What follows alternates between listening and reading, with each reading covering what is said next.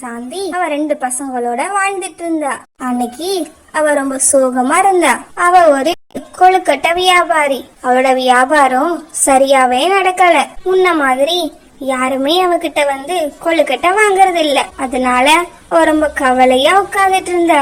கடவுளே, எனக்கு மட்டும் ஏன் இப்படி நடக்குது? நான் தினமும் கொழுக்கட்டை செஞ்சு விக்கிறேன், யாருமே வாங்க மாட்டேங்கிறாங்க. இதனால என் பசங்களுக்கு கூட எனக்கு சரியா சாப்பாடு வாங்கி கொடுக்க முடியல. தினமும் ஒரு வேளை மட்டும்தான் அவங்க சாப்பிடுறாங்க. என் கணவர் உயிரோடு இருந்தப்போ நாங்க எவ்வளவு சந்தோஷமா வாழ்ந்துட்டு இருந்தோம். அவர் இப்ப இல்லாததுனால நாங்க எவ்வளவு கஷ்டப்படுறோம்.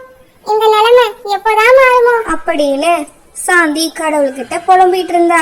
அந்த நேரத்துல ஸ்கூலுக்கு போன அவளோட பிள்ளைங்க 1 மணி நேரத்திலேயே திரும்பி வந்துட்டாங்க. அம்மா அம்மா, ஸ்கூல்ல இருந்து அனுப்பி விட்டுட்டாங்கம்மா. ஃபீஸ் கட்டினாதான் ஸ்கூலுக்கு வரணும்னு சொல்றாங்கம்மா. ஆமாம்மா, அடுத்த வாரம் எக்ஸாம் வேற வருதும்மா. ஐயோ கடவுளே, ஸ்கூல் போன பிள்ளைங்கள இப்படி திருப்பி அனுப்பிட்டாங்களே, நான் இனி என்ன பண்ணுவேன்? சரிம்மா, அம்மா இன்னும் 2 நாள்ல ஃபீஸ் கட்டிடுறேன், அதுக்கப்புறம் நீங்க ஸ்கூலுக்கு போகலாம் அப்படின்னு தன் பசங்க கிட்ட சொன்ன சாந்தி ராத்திரியும் பகலுமா கொழுக்கட்டை விற்க ஆரம்பிச்சா.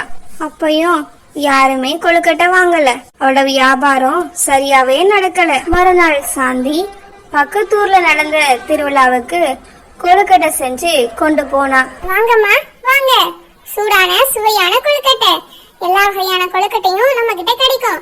அங்கேயும் அவளோட கொழுக்கட்டை வியாபாரம் சரியாவே நடக்கல. அவ ரொம்ப சோகமா இருந்தா. அந்த நேரத்துல திருவிழாவுக்கு ராஜா மாறு வேஷத்துல வந்தாரு. அவரு மக்கள் எப்படி திருவிழா கொண்டாடுறாங்க அப்படிங்கறத பார்க்க வந்தாரு. எல்லா மக்களும் ரொம்ப மகிழ்ச்சியா இருந்தாங்க. ஆனா சாந்தி மட்டும் ரொம்ப சோகமா இருந்தா. அவ கடையில வியாபாரமே நடக்கல. இத கவனிச்ச ராஜா, அம்மா, இந்த கொழுக்கட்டை எவ்வளோ? ஐயா, ஒரு கொழுக்கட்டை 5 ரூபாய், 3 கொழுக்கட்டை 10 ரூபாய் தாங்க ஐயா. ராஜா அந்த கொழுக்கட்டைய வாங்கி சாப்பிட்டு பார்த்தாரு. அவருக்கு அந்த கொழுக்கட்டையோட சுவை ரொம்ப பிடிச்சிருந்தது. இந்த கொழுக்கட்டையோட சுவை ரொம்ப டேஸ்டா இருக்குதே, ஆனா ஏன் யாருமே இத வாங்கவே இல்ல? ராஜாவுக்கு அந்த கொழுக்கட்டை ரொம்ப பிடிச்சிருந்தது. அதனால அவர் வீட்டுக்கு போகும்போது நிறைய கொழுக்கட்டை வாங்கிட்டு போனாரு. தன்னோட அரண்மனைக்கு போன ராஜா சாந்திக்கு எப்படியாவது உதவி செய்யணும் அப்படின்னு நினைச்சாரு. எப்படி உதவி செய்யலாம் அப்படின்னு அவர் யோசிச்சுக்கிட்டு இருந்தாரு. அந்த ஏழை பெண்ணோட கொழுக்கட்டை ரொம்ப நல்லாவே இருந்தது. ஏன் யாருமே அவங்க கிட்ட கொழுக்கட்டை வாங்க மாட்டேங்கிறாங்க? இதனால அவங்களோட வியாபாரம் சரியாவே நடக்கல. பாவம், அவங்க ரொம்ப கஷ்டப்படுவாங்க அப்படின்னு ராஜா யோசிச்சுக்கிட்டு இருக்கும்போது அவரோட பொண்ணு இந்து அங்க வந்தா. அப்பா, இது யோசிச்சுட்டு இருக்காங்க போல இருக்கே. அப்பா அப்பா, என்ன யோசிச்சுட்டு இருக்கீங்கப்பா? ஒண்ணு இல்லம்மா, சொல்லுமா, நீ எதுக்காக இப்ப என்ன பார்க்க வந்த? அப்பா, நாளைக்கு என்னோட பிறந்த நாள் வருதுப்பா, எனக்கு என்ன பரிசு தர போறீங்க அப்படின்னு ராஜாவோட பொண்ணு இந்து அவர்கிட்ட கேட்டா. அதுக்கு ராஜா இப்படி சொன்னாரு, உனக்காக நான் ஒரு பெரிய பரிசு வாங்கி வச்சிருக்கேன். நாளைக்கு அரண்மனையில் நடக்கிற உன்னோட பிறந்த நாள் கொண்டாட்டத்துல அந்த பரிசை நான் உனக்கு கொடுக்கறேம்மா அப்படின்னு ராஜா தன் பொண்ணு இந்து கிட்ட சொன்னாரு. அப்போ ராஜாக்கு ஒரு யோசனை வந்துச்சு. என் பொண்ணோட பிறந்த நாளுக்கு நிறைய பேர் வருவாங்க. எல்லாருக்காகவும் அரண்மனையில விருந்து ரெடியா இருக்கும். அந்த விருந்துல கண்டிப்பா அந்த கொழுக்கட்டை இருக்கணும் அப்படின்னு ராஜா யோசிச்சாரு. ராஜா தன் மந்திரியை கூப்பிட்டு சந்தையில கொழுக்கட்டை வியாபாரம் பண்ண அந்த ஏழை பொன் சாந்தி கிட்ட இருந்து நிறைய கொழுக்கட்டைய வாங்கிட்டு வர சொன்னாரு. உடனே மந்திரி ஏழை பெண் சாந்தியோட வீட்டுக்கு போனாரு.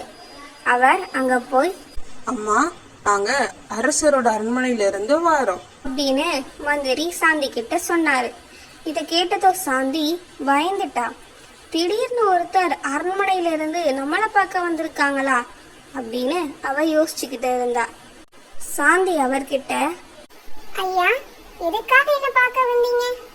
அம்மா, ராஜாவோட பொண்ணுக்கு நாளைக்கு பிறந்த நாள். அதுக்காக ராஜா உங்ககிட்ட இருந்து கொழுக்கட்டை வாங்கிட்டு வர சொன்னாங்க. இத கேட்டதும் சாந்தி ரொம்ப சந்தோஷப்பட்டா.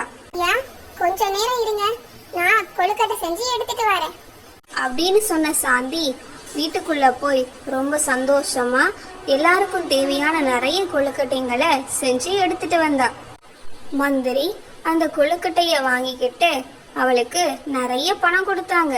கொழுக்கட்டைய வாங்கிட்டு அரண்மனைக்கு போனாரு. சாந்தி ரொம்ப மகிழ்ச்சியா இருந்தா.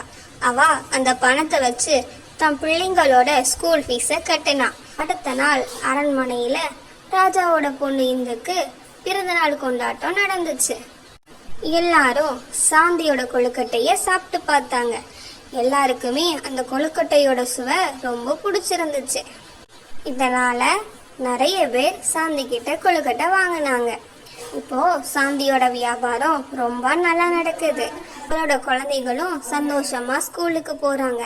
சாந்தி இப்போ ரொம்ப மகிழ்ச்சியா வாழ்ந்துட்டு இருக்கா.